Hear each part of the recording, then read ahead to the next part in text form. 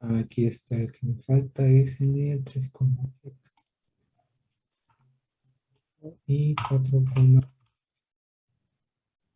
le digo, sí, claro, por el último disparo. Ya dice, ya disparaste ahí, bueno, el cliente ganó. Y del este lado servidor, pues el cliente ganó otra vez y ya se terminan ambos procesos. Está bien. Entonces, ¿quiénes son? Landeros, Beltrán y ¿quién más? Es Landeros Beltrán y déjeme le digo. E Isaac Vázquez. Vázquez Hernández. Me parece que sí. Sales. Ya están. Gracias. Ok, bueno, gracias, profe. Sí. ¿Alguien más? Si no, ya para compartir la pantalla y comentarles lo que les había dicho hace ratito de la práctica, antes de seguir con la parte de hilos.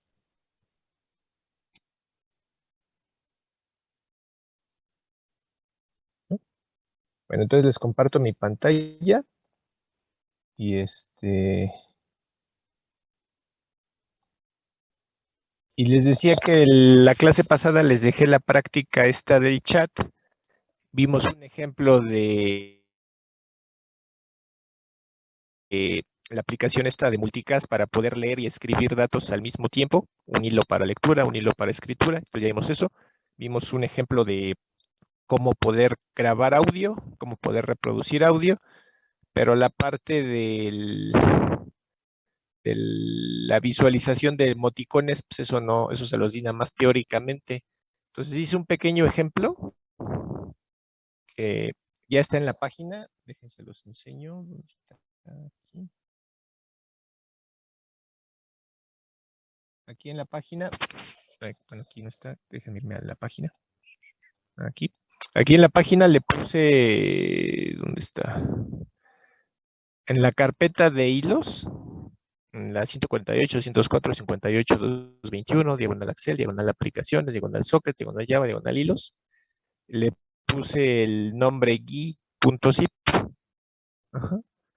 Entonces, ahí les hice un pequeño programita para poner un JEditor Paint o JEditor Paint. Se le configuró para soportar HTML y se le pusieron dos etiquetas para poder cargar ahí las imágenes de los emojis y se cargan en el JEditor Paint. Entonces ahorita vamos a ver pues cómo se hizo, ¿no?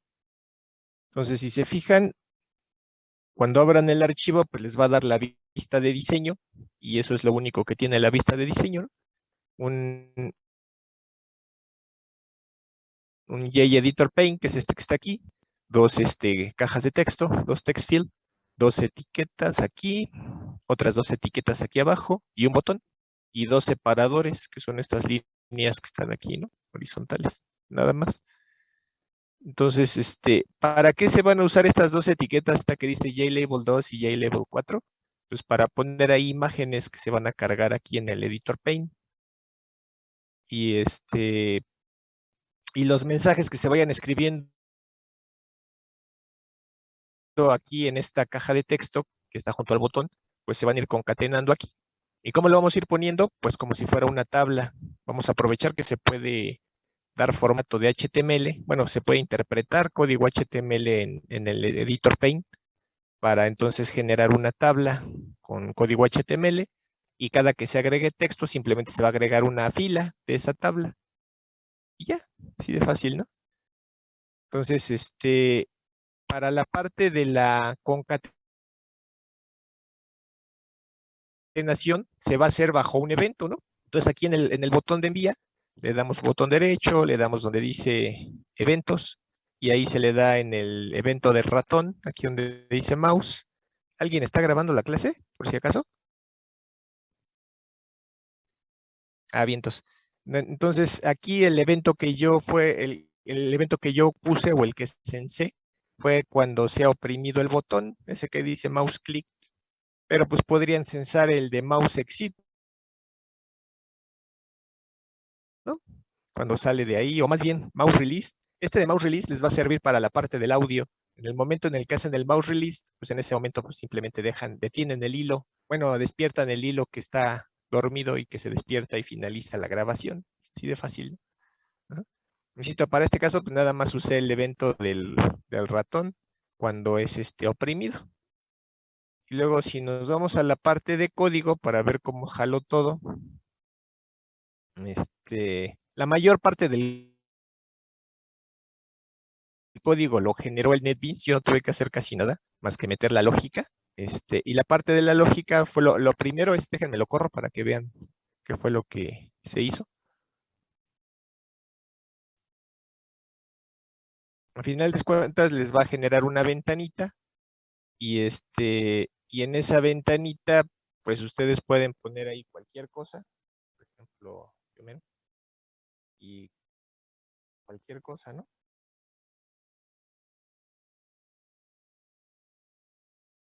Y a la hora que aprimes el botón, pues ya ahí, como les dije, en el editor Paint, pues ya le puedes poner que el usuario tal dijo tal cosa, ¿no? Solo que en este caso, pues, antes de ponerlo, primero lo tendrías que transmitir, además de que lo pones. Es lo que le falta, ponerle el socket. Y vamos a suponer que también le quieres poner un emoji. Ahí está, ¿no? Le quieres poner otro. O varias cosas que le quisieras poner. Y en sí lo único que se está haciendo es concatenarse y concatenarse y concatenarse y concatenarse. Ajá. A fin de cuentas, las imágenes las estamos cargando como HTML, entonces por eso reproduce los GIFs. Y así de fácil. O sea, está muy sencillo. Entonces vamos a ver el código. Entonces en la parte del código, lo que ya nos genera el NetBeans es el constructor de nuestra clase. Mi clase se llama guía, así le quise poner, ya me generó el constructor. En ese constructor se hace la inicialización de todos los componentes que hay, en el caso de Swing, en el caso de AWT y demás. Esta bandera ni siquiera la usé, sí la iba a usar, pero a la mera ni siquiera la usé. Entonces lo primero que hice fue saber en qué ruta está mi proyecto para a partir de esa ruta decir dónde va a cargar las imágenes que se van a usar para los emojis, ¿no? Entonces genero, igual que como hicimos para la práctica 1, cuando se creó la carpeta, primero establecemos una referencia de tipo archivo hacia la raíz del proyecto y a partir de ahí obtenemos la ruta absoluta. Entonces ya tenemos la ruta absoluta del proyecto, en este caso del proyecto NetBeans, ¿dónde está, no? Y es lo que almacenamos en esta cadena que dice Pat. Luego voy a crear 3 cadenas. Esas 3 cadenas están declaradas aquí. Una cadena que dice mensaje inicio, otra cadena que dice mensaje medio y otra cadena que dice mensaje final. ¿Por qué necesitamos 3 cadenas? Porque quedamos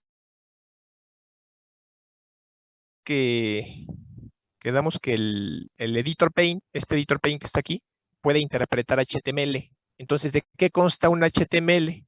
Pues ya ven que empiezas poniendo la etiqueta HTML, que aquí no la puse, se me pasó, pero pues, da igual si la pongo o no la pongo, de todos modos está interpretando las demás etiquetas. Empiezas con el HTML, luego sigue el encabezado, el head, y ahí en el head pues puedes declarar parámetros. En este caso estoy declarando una ruta, que es donde se van a tomar las imágenes. Y también ahí se pueden incluir scripts y demás, ¿no? Pero bueno, en este caso nada más lo usé para definir la ruta de directorio donde se van a tomar las imágenes en las etiquetas IMAGE. Luego y viene el campo body y luego ya empiezan los elementos de HTML que ustedes quieran usar dentro del cuerpo de la página. ¿Sí han usado HTML? Supongo que sí, ¿no? Sí. Sí, ¿Sí? profe. Entonces ahí ya empiezan a introducir las etiquetas de HTML que manejen. En mi caso, la única que usé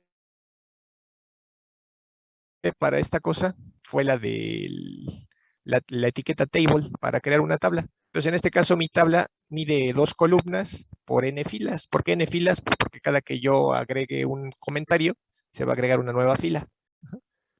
Y cada fila pues, simplemente va a tener 2 columnas, la columna que es el usuario que dijo el comentario y el comentario. Entonces, la cadena que dice mensaje inicio, se encarga de hacer toda la inicialización de la página HTML. En este caso yo se lo puse desde la etiqueta head. La etiqueta head, bueno, la apertura de la etiqueta head, la definición de la ruta donde se encuentra, del directorio donde se encuentran las imágenes, la cerradura de la etiqueta head, la apertura de la etiqueta body, la apertura de la etiqueta table para inicializar mi tabla, y hasta ahí. Eso va a ir siempre, porque cada que se agrega un comentario, tengo que sustituir el contenido del editor Paint por la nueva página HTML que va a contener la tabla con la nueva fila. ¿Sí se entiende eso?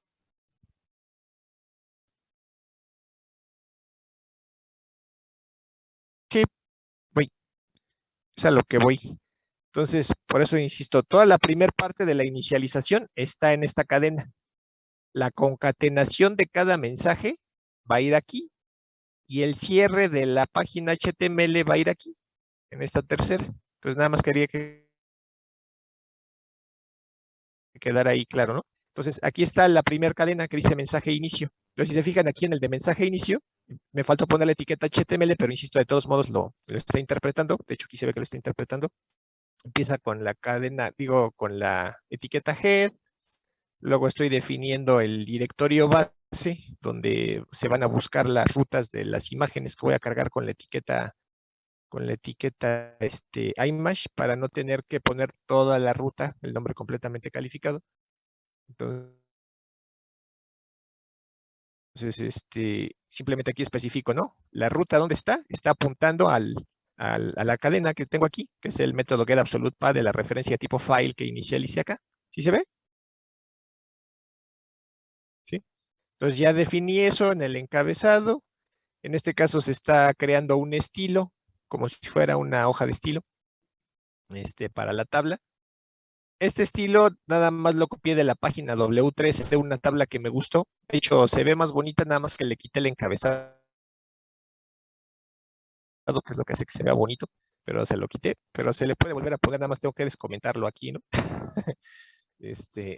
Entonces, aquí en este estilo, pues se va a especificar qué tipo de fuente va a ser, que va a ser la Arial helvética que está aquí, el tipo de borde, el ancho, etcétera, etcétera, etcétera, etcétera, ¿no? O sea, nada más son las características del estilo, los colores, todo lo demás. Es lo único que viene ahí en ese encabezado.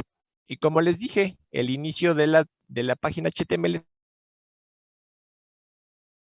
nada más llega hasta la definición de la tabla. Entonces nada más la tengo ahí hasta la etiqueta table, donde está inicializada la tabla. Y les digo, ya si quieren, pues le agregan los encabezados y se van a visualizar aquí también el encabezado de la tabla, ¿no? Después, la última parte de la página HTML que puse, pues fue el cierre de la tabla. De hecho, ahí se ve, ¿no? Mensaje final igual al cierre de la etiqueta tabla. Nada más. Lo único que tiene. Y lo que va a irse modificando con cada mensaje es la cadena que dice mensaje medio, porque es donde se va a ir concatenando una fila con cada mensaje que se haga. ¿Sí se entiende? Sí. ¿Sí?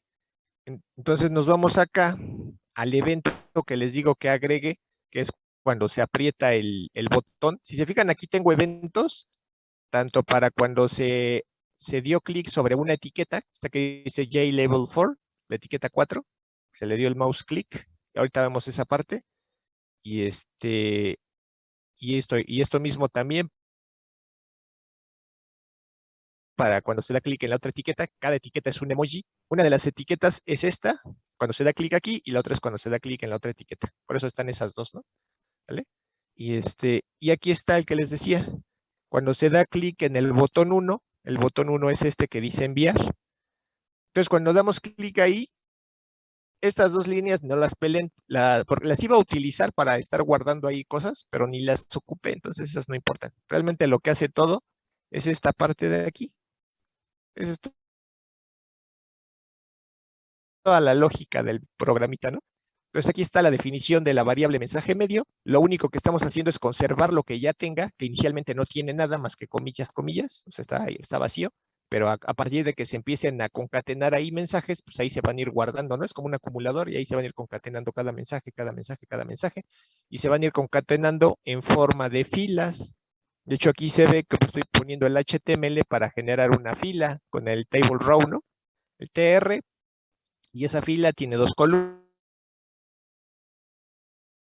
aquí está TD y TD. La primera fila, digo, la primera columna tiene lo que se escribió aquí, que es el usuario, eso es lo que tiene la primera fila, el text, el texto del usuario, y la primera columna, y la segunda columna pues tiene el texto del comentario que viene aquí. Y ya, simplemente se concatenó aquí con lo que ya tenía, se le concatenó una nueva fila. Y ya en conjunto, lo que ya se tiene, se va a poner en el Editor Paint. De hecho, aquí está JEditor Paint 1.ctext. Se va a juntar, se va a concatenar el inicio, que es la configuración inicial de la página, más los mensajes concatenados, que es esta cadena que dice mensaje medio, más el cierre de la tabla, que dice mensaje final. ¿Sí se ve? Y ya después nada más se hace un repintado del objeto para que se vea. Y por eso es que cada que ustedes agregan un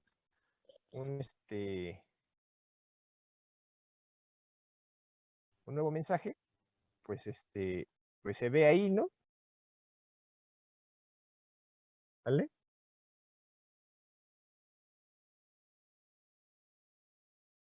Y eso fue todo. Ah,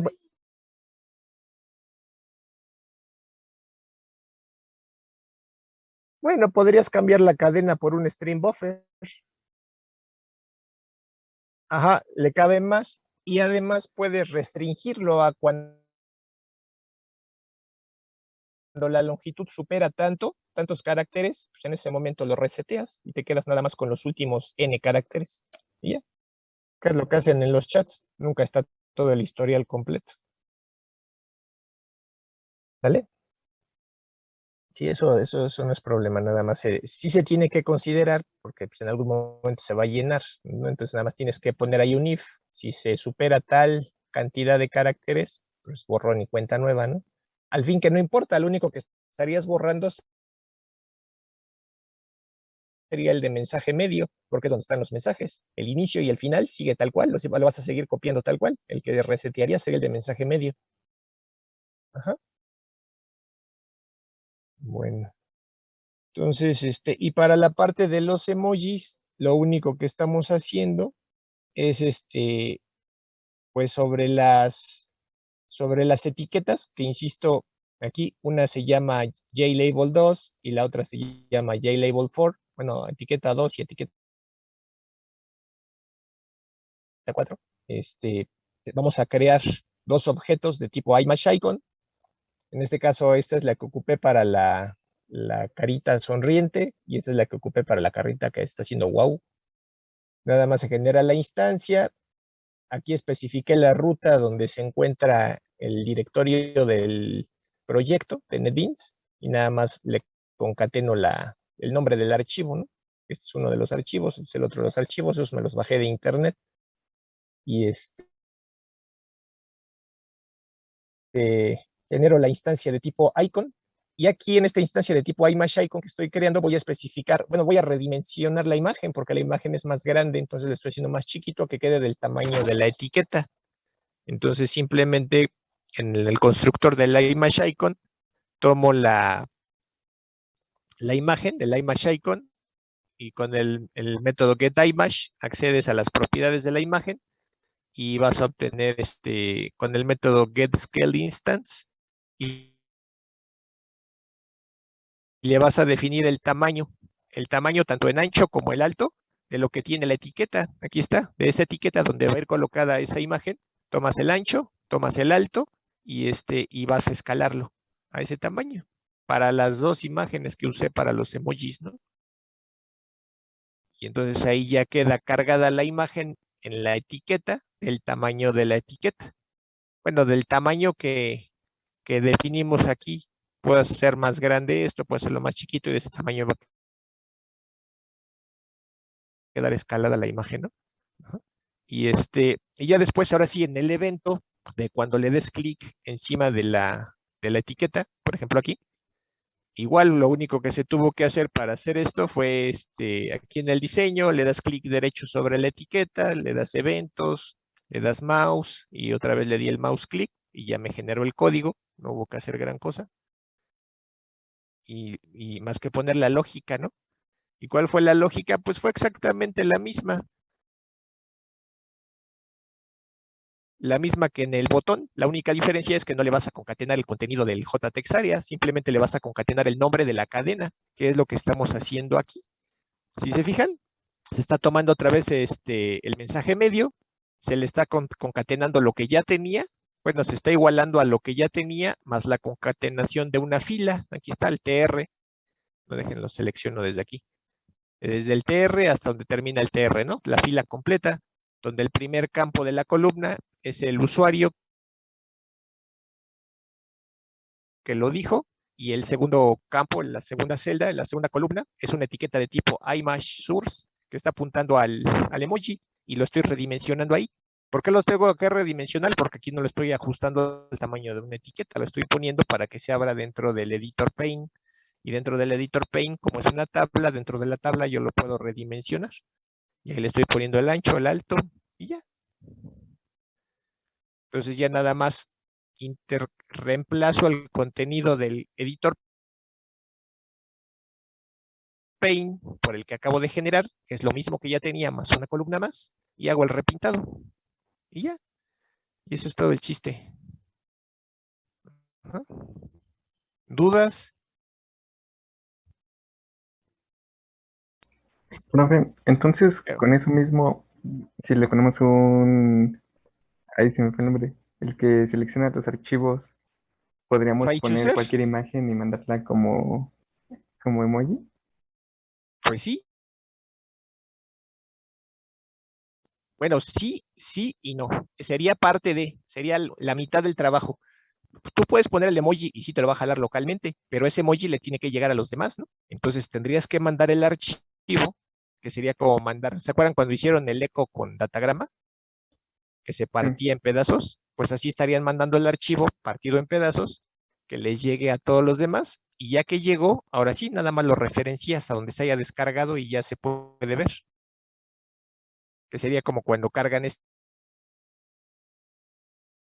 stickers y los mandan, ¿no? O mandas una foto, o sea, igualito. Primero mandas el archivo y luego ya lo referencias para que se pueda ver, y ya. Ah, gracias, profe. Sí. ¿Alguna otra duda? Entonces espero que les sirva. Insisto, se lo pueden descargar de aquí de la página. Aquí, en esta ruta está, en la 148, 204, 58, 221, diagonal Excel, diagonal aplicaciones, diagonal sockets, diagonal Java, diagonal hilos, y se llama gui.zip, que es este que está aquí, que tengo sombreado en azul.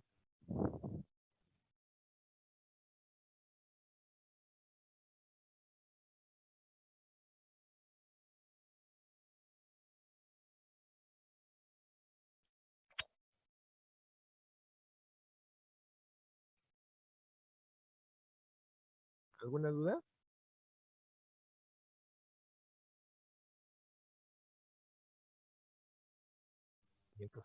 Bueno, pues entonces vamos a continuar con lo que nos quedamos. Entonces, la clase pasada nos quedamos viendo sincronización a nivel, vimos sincronización a nivel de bloque y vimos sincronización a nivel de método, ¿no?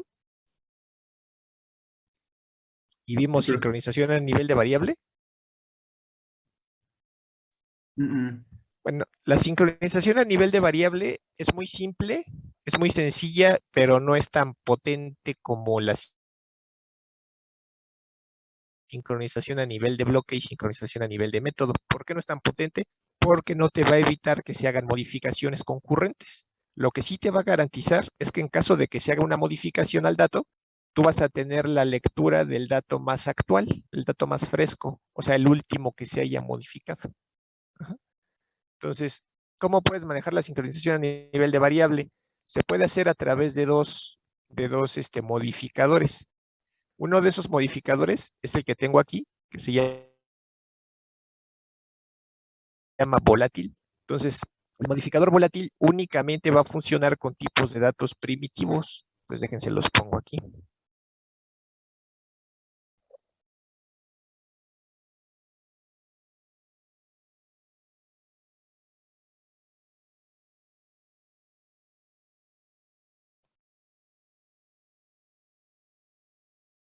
Solamente va a funcionar para datos de tipo primitivo, que ya saben cuáles son, los que almacenan valores.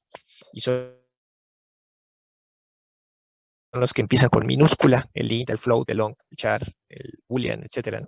Y otro modificador que se llama final, y ese va a funcionar para datos de tipo objeto. ¿Cuáles son los datos de tipo objeto? Los que comienzan con mayúscula y lo que almacenan son referencia, ¿no? Y a lo mejor uno de ustedes me va a decir que el modificador de tipo final lo usaban para definir constantes. Ay, no escribí bien. Bueno, quise decir datos, pero se me fue la A. Entonces ustedes muy seguramente usaban el modificador final para definir constantes en Java, ¿no?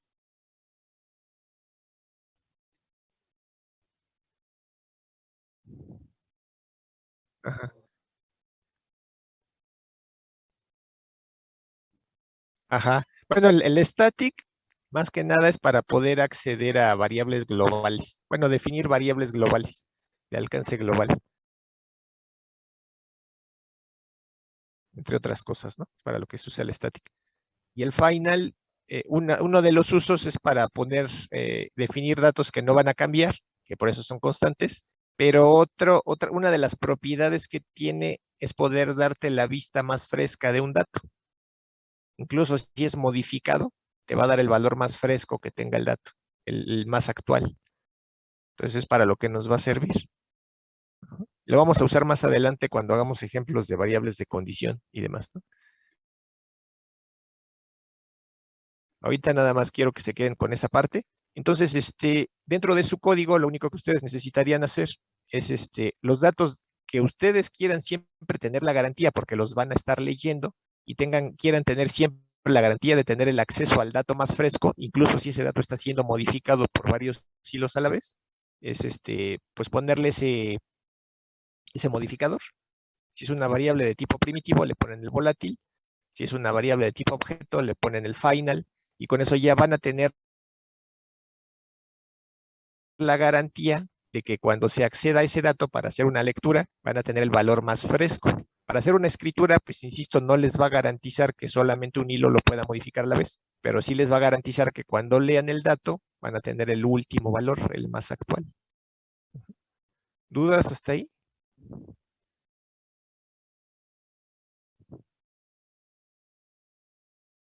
No, profe. Creo que no, profe. Sale. Y entonces, bueno, entonces,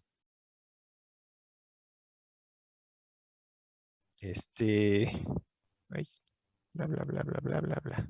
Entonces ahora vamos a empezar a ver la parte del grano grueso, ¿no? La sincronización de hilos, pero a nivel más detallado. Entonces habíamos quedado que el bloque sincronizado, el método sincronizado y los modificadores final y volátil solamente me permiten manejar sincronización de hilos, pero de grano grueso, a nivel muy, muy poco refinado, muy tosco,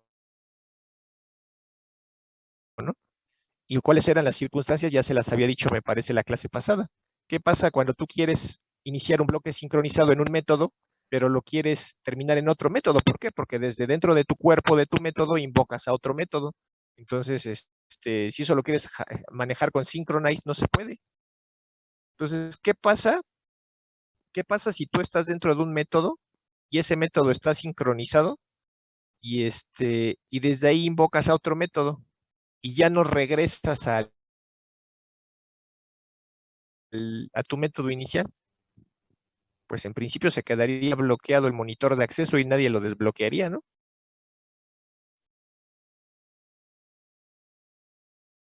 Entonces, en algunas situaciones, cuando estén ustedes haciendo programas, programas multitarea, donde estén realizando varias actividades a la vez, a lo mejor se van a ver en esa necesidad de lanzar un hilo, o sea, lanzar una tarea, y que desde esa tarea se lance otra tarea. Y, y ya no se vuelva la otra, ¿no? Y entonces, ¿qué van a hacer? Para que se pueda seguir accediendo desde los otros hilos a esas variables compartidas. Pues eso no se puede resolver ni usando un synchronize, ni usando un final, ni usando un volátil. Requiere otros métodos más avanzados. ¿Sí se entiende? Ah, va de nuevo. A ver, ¿dónde está? Déjame escribir. Bueno, déjame abrir el bloc de notas.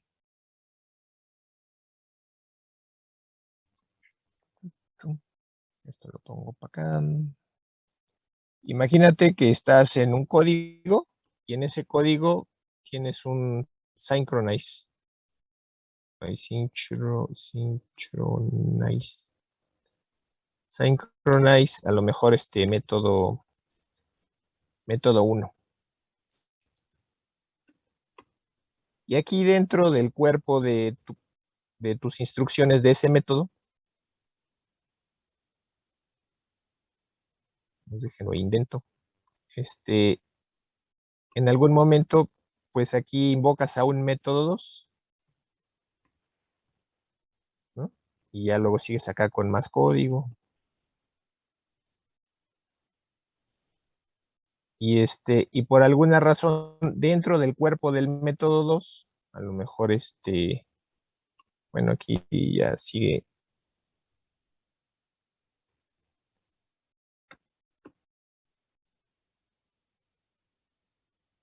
Y a lo mejor por acá está el método 2.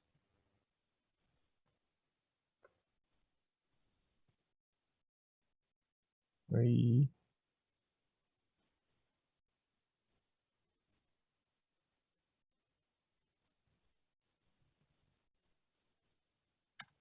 Imagínate que también es sincronizado. Imagínate que los dos métodos son sincronizados.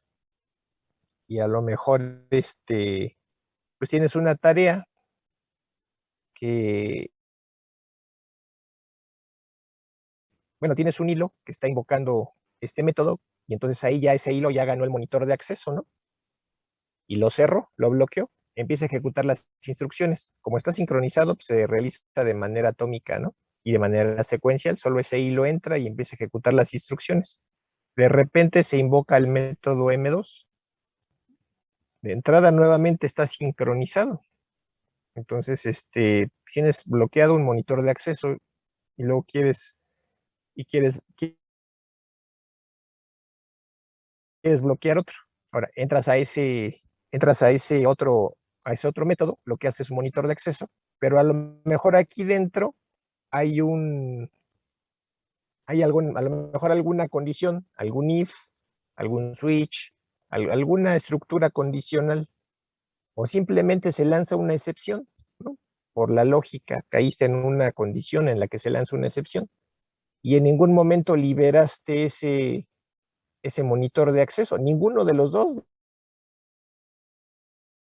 de hecho, ¿no?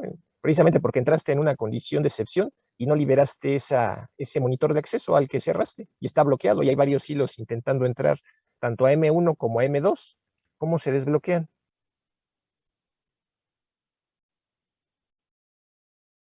O imagínate que el método M1 es recursivo.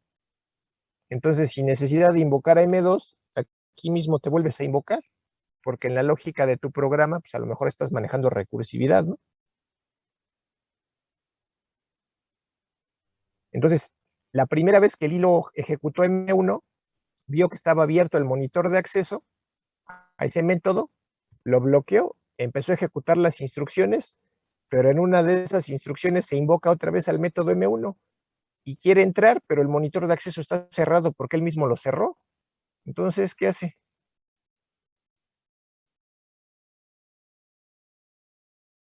Ajá, ¿no? Entonces, hay situaciones de ese tipo que eso no te lo puede resolver un synchronize, ni un volátil, ni un final. ¿Sí se entienden esas situaciones? Sí. Sí. Y la otra situación que les decía también la clase pasada es la cuestión de la prioridad de los hilos. Acuérdense que todos los hilos, por default, en el caso de Java, se crean con la prioridad media, ¿no? Que es 5. Acuérdense que en Java se maneja la prioridad del 1 al 5, la baja prioridad es 1, la alta prioridad es 10 y la prioridad normal pues, es la 5. Entonces imagínate que tienes varios hilos, vamos a suponer unos 100 hilos corriendo con alta prioridad y un hilo corriendo con prioridad mínima. Entonces, en determinado momento todos los hilos tienen que acceder a modificar un dato en particular. Vamos a suponer que fuese el mismo caso. Entonces, imagínate que es esta función, bueno, una función X o un método X, en este caso porque estamos orientados a objetos, y más de 100 hilos intentan acceder aquí, a este método. Pero el acceso es sincronizado, o sea que el acceso a este método es secuencial. Entonces, número uno, el primer hilo al que lo va a acceder, pues sería alguno de los que tengan la prioridad más alta, ¿no? Entonces llega, cierra el monitor de acceso, lo bloquea y empieza a ejecutar las instrucciones de ese método. ¿No? A lo mejor vamos a suponer, termina la ejecución del método, libera el monitor de acceso, y a la hora que se libera, pues se vuelve la selva porque cualquiera de los otros hilos lo podría acceder, ¿no? ¿A quién se le va a dar prioridad? Pues al que tenga la prioridad más alta. Entonces quedamos que son como 100 hilos con la prioridad más alta, pues alguno de esos 100 pues la va a ganar, ¿no? Entonces, dependiendo de cuántos hilos haya bloqueados esperando a que se libere el monitor de acceso, pues entre ellos se van a estar peleando por acceder a ese monitor y bloquearlo, ese monitor de acceso. Y los que van a tener más posibilidad de ganarlo, pues van a ser los que tengan más alta prioridad. Pero entonces, ¿qué va a pasar con los hilos que se corran con la prioridad más baja? Pues a lo mejor podrían pasar años o decenas de años, o etcétera. O puede ser que nunca accedan a ese método. ¿Por qué? Porque nunca se les concedió a ellos el monitor de acceso por ser de baja prioridad, ¿no? Eso es discriminación, ¿no?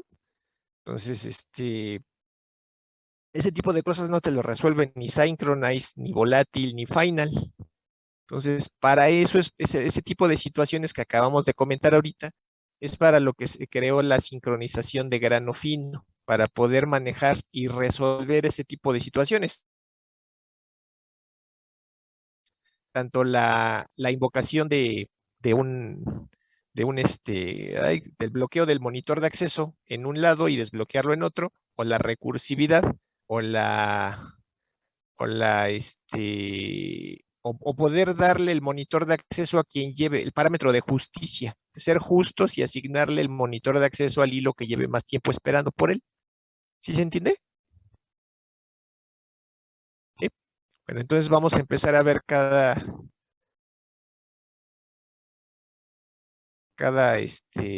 bueno, no cada uno porque son, les digo, varios y aquí no vienen contemplados ni los barriers ni los latches, pero vamos a ver los que están en el programa. El primero es la interfaz lock. No, déjenme que allá se quitó. Está la interfaz lock que podemos encontrar en el paquete java.util.concurrent. En el caso de Java, se creó el paquete concurrent para manejar diferentes controles de sincronización de grano fino. Ajá. Entonces, uno de ellos, pues, es la interfaz lock, que nos va a permitir acceder al monitor de acceso para bloquearlo y poder acceder de manera secuencial a ejecutar las siguientes instrucciones que siguen a continuación de que se bloquea el monitor de acceso. Ajá.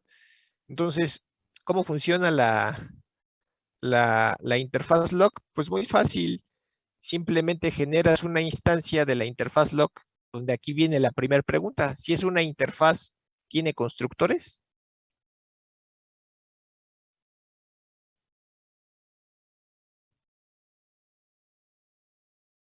No.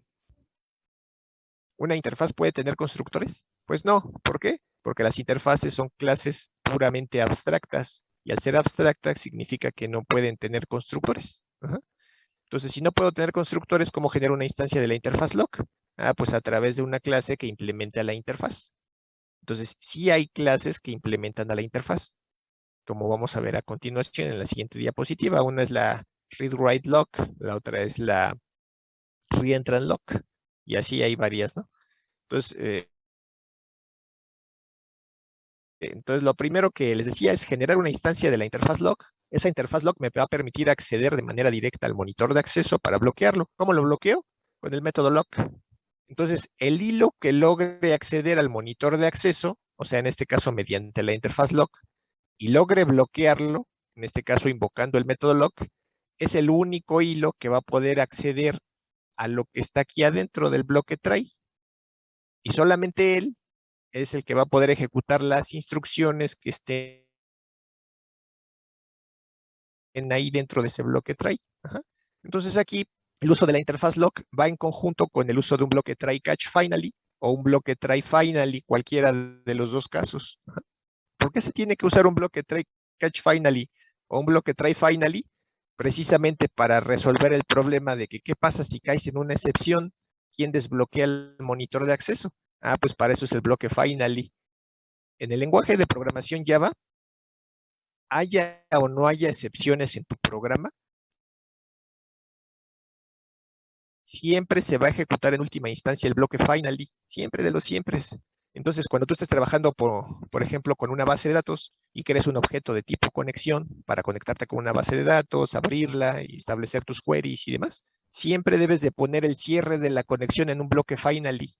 ¿Para qué? Para que pase lo que pase en tu aplicación, así truene tu aplicación, no se quede abierta la conexión, porque esa ya es una cuestión de seguridad. Si se queda abierta, alguien se puede conectar. Ajá. Entonces, igual en el caso de sockets que tengas abiertos, pues lo ideal sería que en un bloque finally cierres todos los sockets, todos los flujos que hayas dejado abiertos para que no se queden abiertos, sobre todo si son bloqueantes, ¿no? Porque si son bloqueantes, pues no se puede conectar el que sigue hasta que se cierre esa conexión. Entonces, para eso se utilizan los bloques finally. ¿Sí se entiende?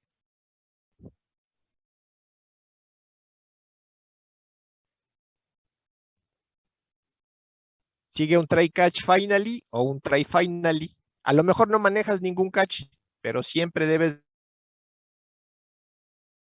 de manejar un bloque finally y dentro del bloque finally es donde liberas el monitor de acceso. ¿Para qué? Para que independientemente de si hubo o no hubo errores al correr tu programa, o sea, excepciones, siempre se libere ese monitor de acceso para que pueda ser accesible por otro hilo. Aun si ese hilo tronó, los demás hilos puedan seguir accediendo a ese recurso. ¿Sí queda claro? Sales. Entonces, eso es lo primero. Luego, vamos a suponer que ya tienes tu instancia de la interfaz log, que todavía no vemos cómo generarla. Ahorita en la siguiente diapositiva vemos cómo. Entonces, suponiendo que ya tienes la instancia, tienes el método log, que ya quedamos que lo que va a hacer es intentar acceder al monitor de acceso y bloquearlo, pero siempre que haya más de un hilo intentando acceder a ese monitor de acceso, pues va a haber un ganador y varios perdedores. Entonces, los hilos que no puedan acceder a ese monitor de acceso, ¿qué va a pasar? Van a salir del contexto de ejecución, van a pasar del estado de ejecución al estado de bloqueo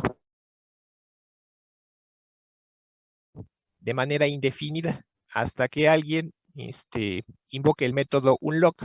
Pero en este caso, a ese alguien es el que tiene en ese momento el monitor de acceso, el que lo posee, salga de ese candado, lo libere, y entonces en ese momento que se libera el candado, los hilos que estaban bloqueados esperando ese monitor de acceso pasan de un estado de bloqueo al estado de listo, se vuelven a ejecutar en algún momento y cuando se ejecuten nuevamente tratan de competir por ese recurso, ¿no? Por ese monitor de acceso. Entonces, ese método lock es bloqueante. ¿Por qué es bloqueante? Porque si no puedes acceder al monitor de acceso, te bloqueas indefinidamente hasta que se libere el monitor. Por otro lado, se tiene el método lock interruptively. Este método lock interruptively es similar al método lock. La única diferencia es que si tú no logras acceder al monitor de acceso para bloquearlo y ejecutar las siguientes instrucciones, te vas a bloquear, pero puede ser desbloqueado, ya sea porque se ponga el método unlock y se desbloquee el monitor de acceso o porque alguien te invoque tu método interrupt. Ajá, cualquiera de esas dos. Mientras que acá en el caso de arriba, solamente cuando se desbloquee el monitor de acceso te vas a desbloquear. Acá abajo te desbloqueas cuando alguien desbloquea el monitor de acceso o cuando alguien te interrumpa. ¿Sí se entiende la diferencia? Ajá. Imagínate que un hilo se estaba ejecutando en la siguiente instrucción quiero ejecutar, intento acceder al monitor de acceso, intento invocar el método lock, pero ese monitor ya estaba bloqueado por otro hilo que le ganó, el monitor de acceso, entonces ese hilo se bloquea y nadie lo va a poder desbloquear. Bueno, si es que invocó el método lock, nadie lo va a poder desbloquear hasta que el hilo que está ejecutando esas instrucciones termine de hacer las modificaciones que quería hacer y invoque el método unlock. Eso sería con el caso de lock. Pero si el hilo que ganó el monitor de acceso ejecutó el método look interruptedly, incluso el otro hilo también, el hilo que intentó acceder y no pudo, pues algún otro hilo lo puede desbloquear invocando su método interrupt para que no se quede bloqueado indefinidamente, porque así como puede ser desbloqueado muy rápido, a lo mejor si no eran muchas las instrucciones que tenía que ejecutar el hilo que accedió al monitor de acceso, pues a lo mejor rápido lo desbloquea, ¿no? Pero a lo mejor pudiera estar haciendo una operación de entrada y salida que va a llevar mucho tiempo y se pudiera quedar ahí los siglos, ¿no? Bloqueado. Entonces, si quieres ponerlo a hacer otras cosas mientras ese hilo, pues le invoca su método interrupt y ya después lo pones a hacer otras cosas. Ajá. Vale. Entonces, tenemos el método newCondition. Este método newCondition, aquí no sé por qué me puso un espacio. El PowerPoint no lleva espacio. Nos déjenlo corrijo de una vez porque si no, así se queda. Está el método newCondition. Este método para lo que va a servir es para generarme una variable de condición. Entonces, a partir de un monitor de acceso, que también se le puede llamar mutex, a partir de este mutex, yo puedo generar una variable de condición. ¿Por qué? Porque además siempre van de la mano el mutex y la variable de condición. ¿Por qué? Porque la variable de condición puede ser accedida por todos los hilos, entonces compiten por acceder a ella. Y para garantizar que solo un hilo acceda a la variable de condición a la vez, pues es que necesitas desde dentro de un mutex o dentro de un candado de estos, del monitor de acceso, acceder a la variable de condición. Esto lo vamos a ver más adelante cuando entremos a variables de condición.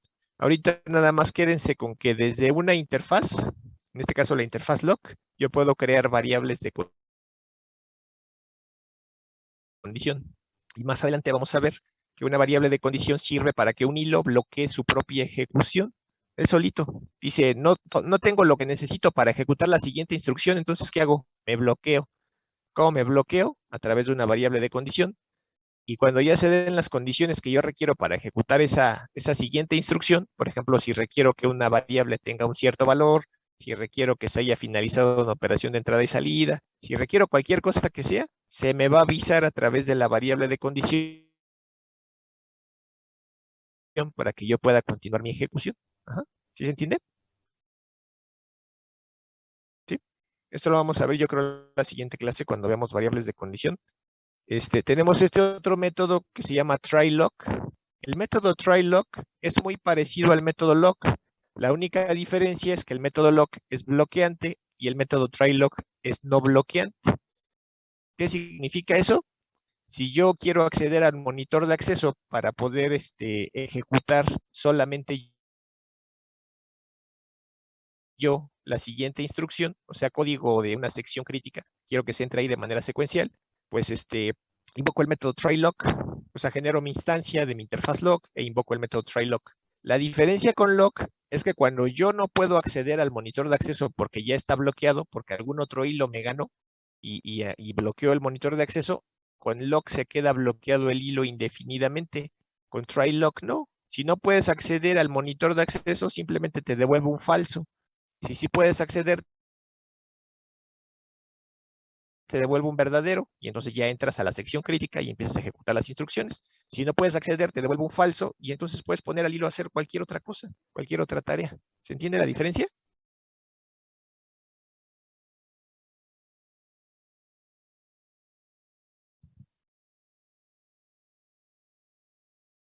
Tanto lock como lock interruptively como try lock van a intentar acceder al monitor de acceso, digo al monitor de acceso y bloquearlo para que solamente un hilo a la vez pueda ejecutar las siguientes instrucciones, que sería mi sección crítica, que es donde se accede a modificar variables compartidas. Ajá. Tanto lock como lock interruptively, si es que no pueden bloquear el monitor de acceso porque ya está bloqueado, ya fue bloqueado por otro hilo que ejecutó antes que tú, ese método, entonces te quedas bloqueado. Con try lock no te vas a quedar bloqueado esperando a que se libere. Con try lock nada más devuelves un booleano que dice si se pudo o no se pudo. Si no se pudo, pues a lo mejor ya haces otra cosa. Si sí se pudo, pues ya entras a la sección crítica y ejecutas esas instrucciones. ¿Sí se entiende?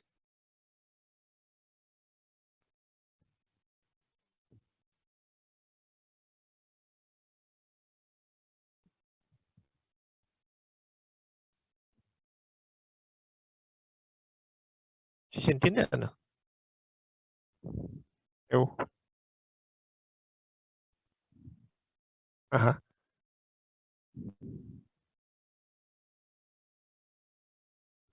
Vamos a regresarnos aquí. Imagínate, bueno, ya se ve el pseudocódigo este que está aquí en la diapositiva. ¿Sí? Imagínate que esta es tu sección crítica, aquí donde está el comentario que dice acceso al recurso compartido protegido por el bloqueo. Imagínate que aquí tienes la modificación de un archivo o tienes la modificación de una variable global. Entonces, esa es una sección crítica porque ya vimos con el synchronize y demás qué pasa cuando más de 2 hilos acceden y modifican un dato. Ya vimos que se pierde consistencia y entonces la aplicación puede darte de salida cualquier cosa, ¿no? Dependiendo qué hilo sea el que se haya planificado. Entonces tú quieres restringir el acceso a esas instrucciones, que es donde se hace esa modificación que puede afectarte la salida del programa. Entonces, para restringir el acceso a estas instrucciones que están aquí, invocas el método lock. Ahora imagínate que tienes 3 hilos. 3 hilos T1, T2 y T3. Imagínate que son 3 hilos que están intentando ejecutar la instrucción lock. Esta que está aquí, L.lock. Tú no sabes en qué momento se van a planificar T1, T2 y T3, pero en algún momento se van a planificar. Puede que sea primero T2 o T3 o T1 o los 3 al mismo tiempo, ¿no?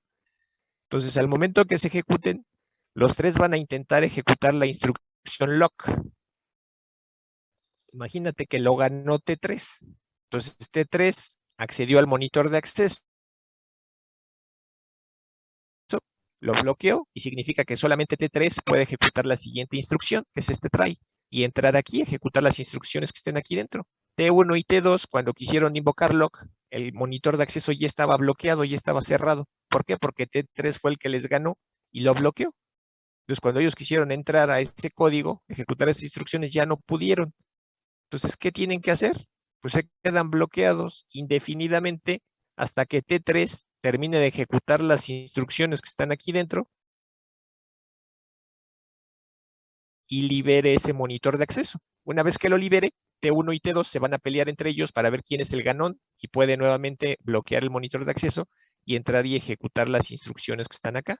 El que gane, pues ya lo va a poder hacer. El que no, va a seguir bloqueado hasta que nuevamente se libere ese monitor de acceso y entonces él ya solito pues ya puede entrar, sea el ganón, bloquea el monitor de acceso y puede entrar a ejecutar las instrucciones que hay acá. ¿Sí se entiende eso? Entonces, pero quedamos que el método lock es bloqueante. Entonces, ¿qué fue lo que pasó? Como T3 ganó el acceso por primera vez, T1 y T2 se quedaron bloqueados, esas tareas se quedaron pasmadas, no pudieron hacer nada hasta que se desbloqueó el monitor de acceso nuevamente. Entonces, esa es una pérdida de tiempo para esas tareas, ¿no? Porque no están haciendo nada, están pasmadas ahí hasta que nuevamente puedan seguir su ejecución. Entonces, a lo mejor en cierta forma no es tan deseable que se bloqueen esos hilos, a lo mejor mientras quieres que hagan otra cosa, ¿no? A otras tareas en donde no implique que tengan que detener su ejecución. Si ahí no pueden seguir, pues que hagan otra cosa, ¿no? Que ejecuten otra tarea. Entonces, en lugar de usar lock aquí, podrías haber usado el método try-lock seguido con un if. Entonces, if l.trylock es igual a falso, significa que el hilo no pudo entrar a bloquear el monitor de acceso. Y si no pudo entrar a bloquear el monitor de acceso, pues entonces mándalo a ejecutar otras instrucciones mientras. Y ya después regresas y preguntas otra vez. ¿Sí se entiende? ¿Sí? Sale. Entonces, para eso son el método try-lock, ¿no? Y ese método try-lock incluso le puedes poner un temporizador que está ahí sobrecargado que dice long t, donde pones la cantidad de tiempo que se va a esperar y el segundo parámetro es unidades de tiempo, donde esas unidades de tiempo pueden ser nanoseconds, nanosegundos, milisegundos, segundos, minutos, horas, días, meses, años, etcétera, ¿no? Cualquier unidad de tiempo definida en la clase time unit. Ajá. Para que se espere ahí, para saber si puede o no acceder al monitor de acceso. Ajá. Y el método unlock, pues que ya dijimos que es para liberar el monitor de acceso. ¿Hasta ahí tienen dudas?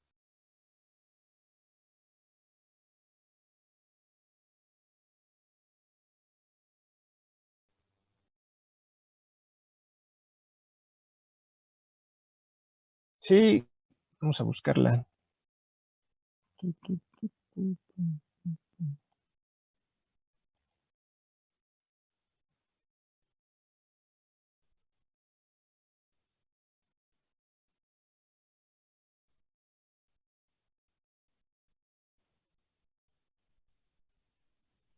Aquí hay unas, mira, por ejemplo, aquí te ponen de ejemplo esta, que dice milisegundos, time unit.milliseconds, time unit.seconds, y aquí está, mira. Ahí, ¿vale? Entonces, se encuentra en java.util.concurrent. Ahí la encuentras. ¿Vale? Sí. Entonces, regresando acá, les dije que había clases que implementan a la interfaz lock. Una de las clases que implementan a la interfaz lock es la clase reentrant lock, que tenemos aquí en la diapositiva. Nada más déjenme borrar. Entonces tenemos aquí a la clase reentrant lock, que se encuentra aquí en el paquete java.util.concurrent.logs. Ahí la encuentran para cuando necesiten generar una instancia. Y tiene estos dos constructores. Tiene un constructor que no recibe ningún parámetro. Y tiene un constructor que maneja un parámetro de tipo booleano que se llama fairness o justicia, ¿no? Como le quieran llamar, ¿no? Entonces, significa que tú puedes generar un mutex, porque a final de cuentas la interfaz lock, la interfaz reentrant lock y la interfaz read-write lock son mutex. ¿Qué es un mutex? Pues es una exclusión mutua. Es un candado que nada más permite pasar a un hilo a ejecutar la siguiente instrucción. Ajá. Entonces, este mutex te da la opción de poder habilitar la justicia o no. La justicia para que el hilo que tenga más tiempo esperando o el monitor de acceso se le dé a él, sin importar su prioridad de ese hilo. Ajá. Entonces, cuando tú tengas más de un hilo esperando porque se libera un monitor de acceso y está puesto el parámetro de justicia, ese monitor de acceso se le va a dar al hilo que lleve más tiempo bloqueado esperándolo. Si no está puesto el parámetro de justicia, ese monitor de acceso se le va a dar a cualquiera de los hilos, sin importar que sea uno que recién se acabe de integrar, pero que tenga la prioridad más alta, pues se le va a dar, pero así se corre el riesgo de que haya hilos de baja prioridad que nunca puedan ejecutar una tarea. Entonces, lo que convendría pues, sería habilitar ¿cómo se llama? El parámetro de justicia, para que así todos los hilos tengan el mismo chance de ejecutar una tarea, ¿no? Sin importar su prioridad que tenga. Entonces yo tengo mi clase reentrant lock que implementa la interfaz lock y tiene estos métodos. Tiene el método getOutner que devuelve una referencia de tipo thread. ¿Y eso qué significa? Que cuando yo invoque el método getOutner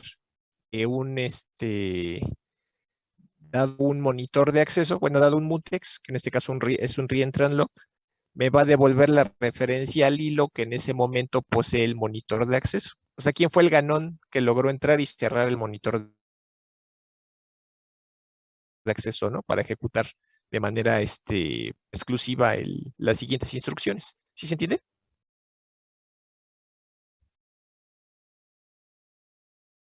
Ajá, ¿quién fue el ganón? Ajá.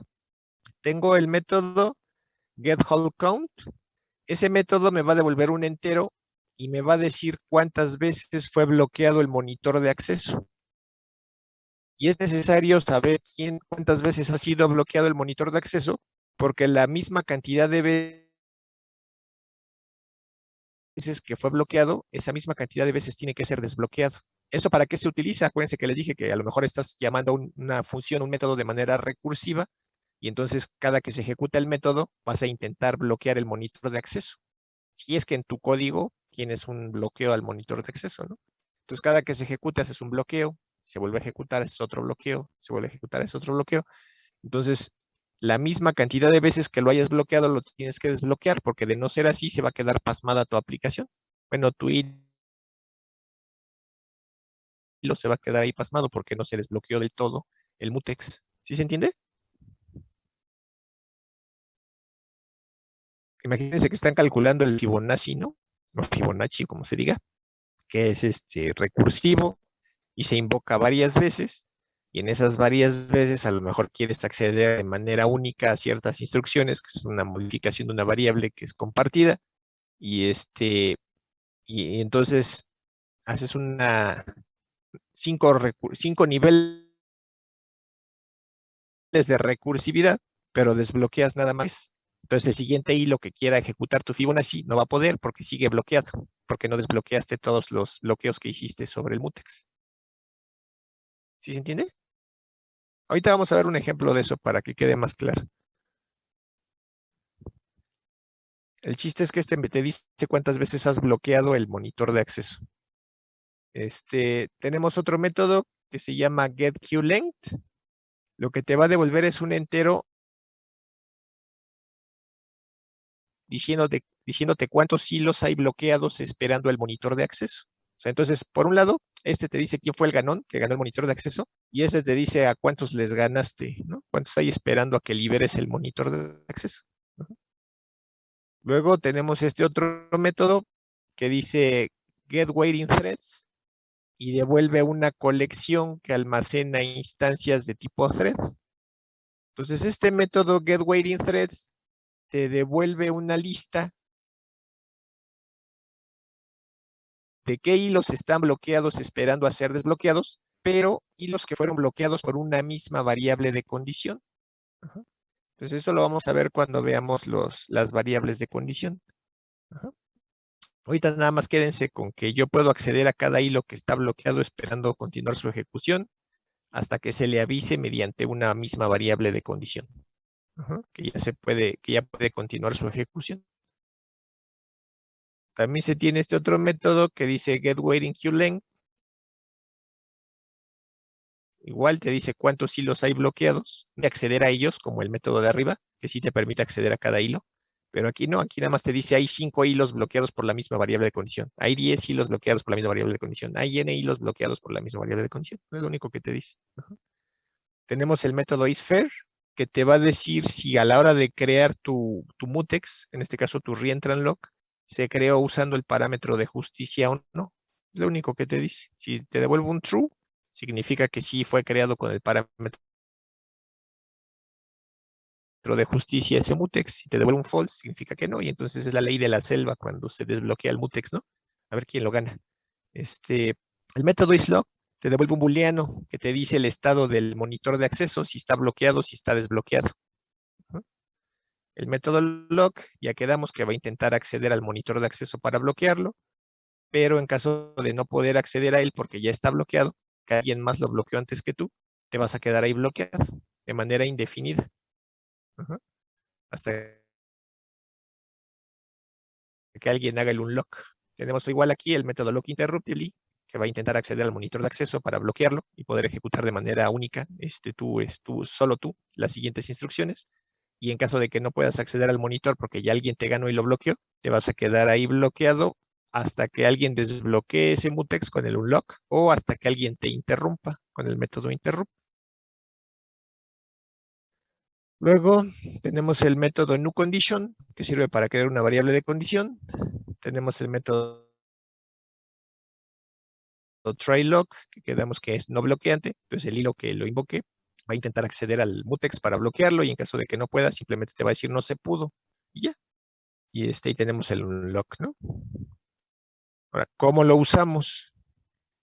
En nuestro código, donde necesitamos acceder a la sección crítica, que es donde se modifican las variables compartidas, lo primero que tendríamos que hacer sería declarar nuestro mutex, ¿no? ¿Cómo declaramos nuestro mutex? Generando una instancia de la clase reentranlock, como se ve aquí. Aquí estoy generando una instancia de mi clase reentranlock, y en este caso no le estoy pasando el parámetro de justicia, ¿no? Aquí debería de ir un true en el constructor, y sería justo. Entonces este mutex es injusto, ¿no? Porque no está considerando el tiempo que lleve bloqueado un hilo para darle el monitor. Si se fijan, esta instancia de la clase reentranlock tiene el modificador final. ¿Ya vieron?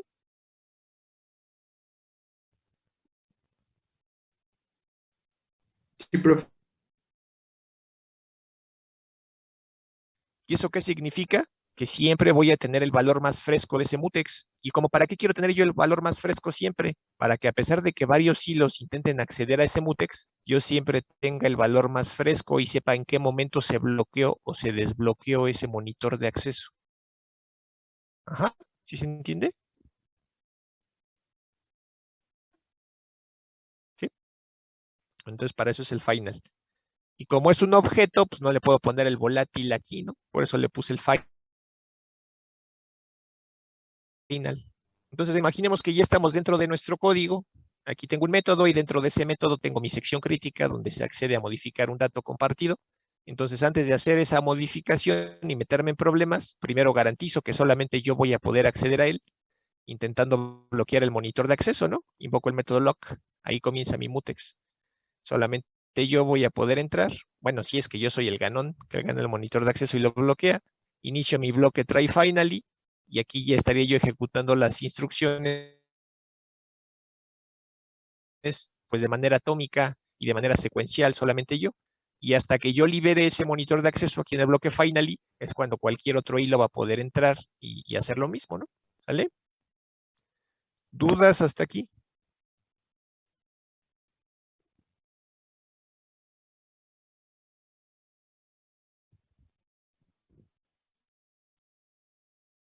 No, profe, aquí está todo bien. ¿Sí? Bueno, entonces vamos a ver un ejemplo. Déjenme ver dónde lo dejé, ¿no?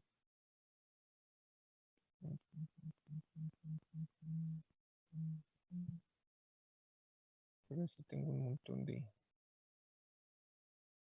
programas aquí abiertos. Este programa que vamos a ver se encuentra igual aquí en la carpeta de hilos y se llama Reentran Lock Test. Es este que está aquí. ¿Sí lo alcanzan a ver? Sí, Lo profe. acabo de sombrear en azul. ¿Sí? Sales. Entonces, empezamos importando la interfaz lock que vamos a usar y la clase que implementa la interfaz lock, que es la de Reentran Lock. Ambas se encuentran en el paquete java.util.concurrent.locks, ¿no? Entonces tengo mi clase que se llama Reentran Lock Test. Es un programa muy chiquito, entonces tengo todo dentro del mismo main. Empiezo declarando mi mutex.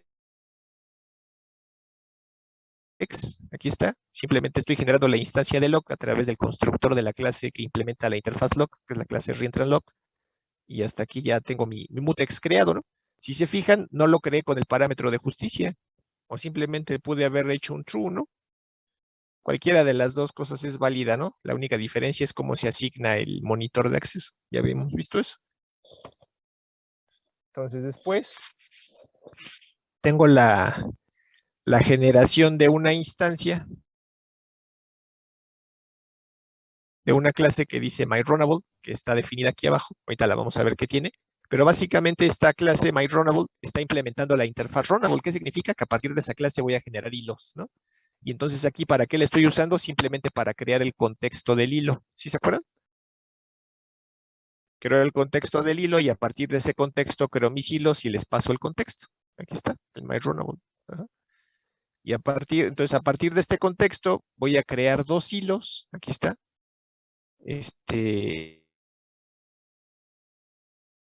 El primero le paso como parámetro su nombre que se va a llamar thread1 y el segundo se va a llamar thread2, ¿no? Y los dos tienen el mismo contexto. ¿Para qué? Pues para estar compartiendo todo junto, ¿no? Y entonces que así se vea que hay problemas ahí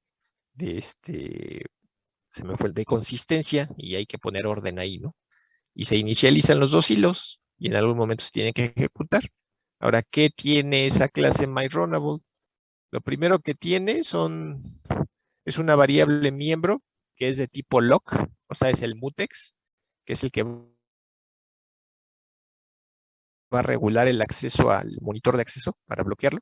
Tengo mi constructor. Este constructor lo único que hace es inicializar el mutex al que yo le esté pasando como parámetro. O sea, realmente no hace nada, ¿no? Tengo el cuerpo del hilo. Entonces, una vez que se ejecute un hilo a partir de la clase MyRunnable, lo primero que va a hacer es mandar imprimir a la salida estándar, esperando, bueno, el nombre del hilo, esperando por el monitor de acceso. Entonces, eso pues, se va a ejecutar de manera concurrente para los dos hilos, ¿no?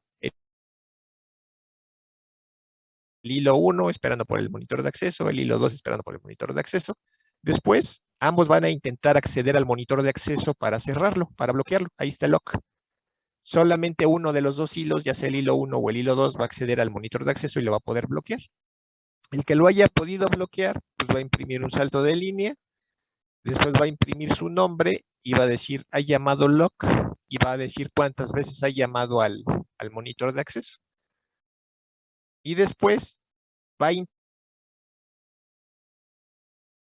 intentar bloquearlo nuevamente, ¿no? Por eso otra vez invoca el método lock. Entonces ya estaría bloqueando por una segunda vez el monitor de acceso. Y si sí se puede, pues va a decir el hilo tal, ha llamado lock, y otra vez por segunda vez, lock hold count igual a 2. Después, lo único que va a hacer es pues ya desbloquearlo. Entonces en este caso ya se desbloqueó una vez con un unlock.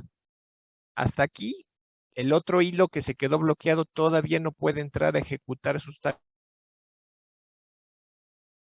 tareas. ¿Por qué? Porque acuérdense que lo bloqueé dos veces, entonces lo tengo que desbloquear dos veces. Entonces después de que se desbloquea una vez el monitor de acceso, mando a imprimir que ese hilo llamó al método unlock y entonces ya nada más queda un bloqueo. Nuevamente invoca el método unlock para desbloquear el monitor de acceso y entonces ahora sí, ¿no? Ya dice que ya quedan 0 bloqueos y ya, es lo único que va a hacer. Entonces vamos a ver qué es lo que nos da de salida este programa. Lo ejecutamos, quedamos que no sabemos qué hilo se va a ejecutar primero. Bueno, sí sabemos. El hilo que se va a ejecutar primero es el main, el hilo principal, ¿no? Pero a partir de ese no sabemos los hilos hijos en qué momento se vayan a ejecutar ni cuál se va a ejecutar primero, ¿no? Entonces en este caso se planificó primero el hilo 2, aquí dice hilo 2 esperando por el monitor de acceso. Después vino un cambio de contexto, se planificó el hilo 1 y dice hilo 1 esperando por el monitor de acceso. Después vino un cambio de contexto y el hilo 2 fue el ganón, fue el que logró acceder al monitor de acceso y bloquearlo, ¿no? Y por eso es el que pudo entrar a la sección crítica y ejecutar las siguientes instrucciones. Si se fijan, estas siguientes instrucciones, todas dicen hilo 2, hilo 2, hilo 2, hilo 2. ¿Por qué? Porque fue el ganón el que logró bloquear el monitor de acceso. Entonces dice hilo 2, ha llamado lock al método lock, y entonces ya se incrementó la cantidad de veces que lo llamó en una, ¿no? A una vez que bloquea el monitor de acceso. Después hace el segundo bloqueo sobre el monitor de acceso, mientras el hilo 1 no ha hecho nada, ¿no? Sigue bloqueado. Luego dice el hilo 2 ya llama un lock, entonces ya quita un bloqueo del monitor de acceso. El hilo 1 sigue sin poder hacer nada. El hilo 2 quita ya el segundo y último bloqueo sobre el monitor de acceso, entonces ahora sí ya queda libre el monitor de acceso y es cuando el hilo 1 ahora sí ya puede acceder a él, lo puede bloquear y puede ejecutar sus instrucciones. ¿Sí se ve? Sí, únicamente hasta que se quitaron todos los bloqueos. Vamos a ver qué pasa si no se quitan todos. Imagínense que aquí, quitamos no, no, quitamos un unlock, más bien, ¿no? Quitamos un unlock Si quitamos un unlock, nada más debería de poderse ejecutar un hilo, ¿no? Porque va a seguir bloqueado. Y aquí está, ¿no? Inicialmente corrieron los dos hilos, aquí están los dos hilos esperando por el monitor de acceso. Nuevamente lo ganó el hilo 2, entró al monitor de acceso, lo bloqueó una vez, lo bloqueó una segunda vez, lo desbloqueó una vez. Aquí dice que lo desbloqueó, pero realmente no está desbloqueado porque le comenté aquí está, ¿dónde está? Le comenté el unlock, o sea, sí ejecutó la siguiente instrucción, pero se quedó bloqueado el monitor de acceso. Y por eso es que aquí ya no vemos que se siguió ejecutando el hilo 1, ya no vuelve a aparecer el hilo 1. ¿Por qué? Porque sigue bloqueado esperando el monitor de acceso. ¿Sí se ve? Sí, profe. ¿Sí? Entonces,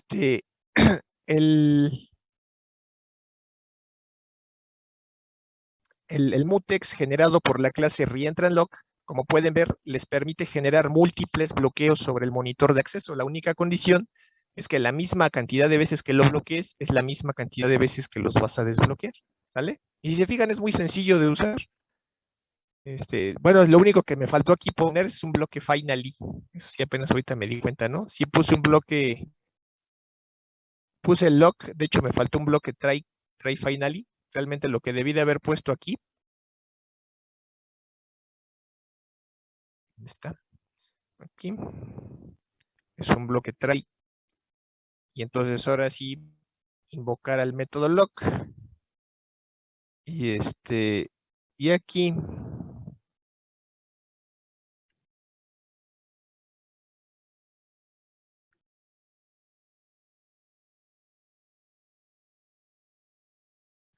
y aquí pues hacerlos un lock para que entonces sí se pudieran estar bloqueando y tener la garantía que se van a desbloquear, ¿no? Porque de otra forma, pues pudiera ser que ahí, bueno, en este caso de este programa no, pero en un programa que tenga más cosas, alguna de esas instrucciones de más pudiera generar alguna excepción que pudiera hacer que tronara la aplicación, y si no está el bloque finally, pues nunca vas a desbloquear el monitor de acceso. Ajá. ¿Vale? ¿Alguna duda hasta aquí? Mm,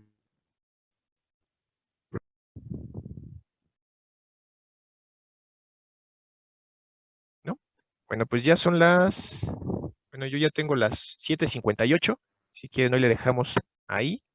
Y la clase que viene continuamos con el read write lock, que es el mutex que tiene un monitor para escritura, un monitor para lectura.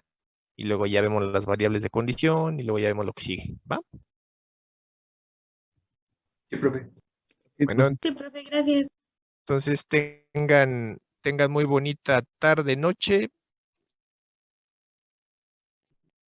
Y nos vemos el lunes. ¿Sale? De acuerdo, profe. De acuerdo, profesor, gracias. Profe, bonito Profe. fin. Nos vemos, bonito fin. Hasta el lunes. Profe, hasta Gracias, luego. profe. Hasta Nos vemos, luego. profe. Nos vemos.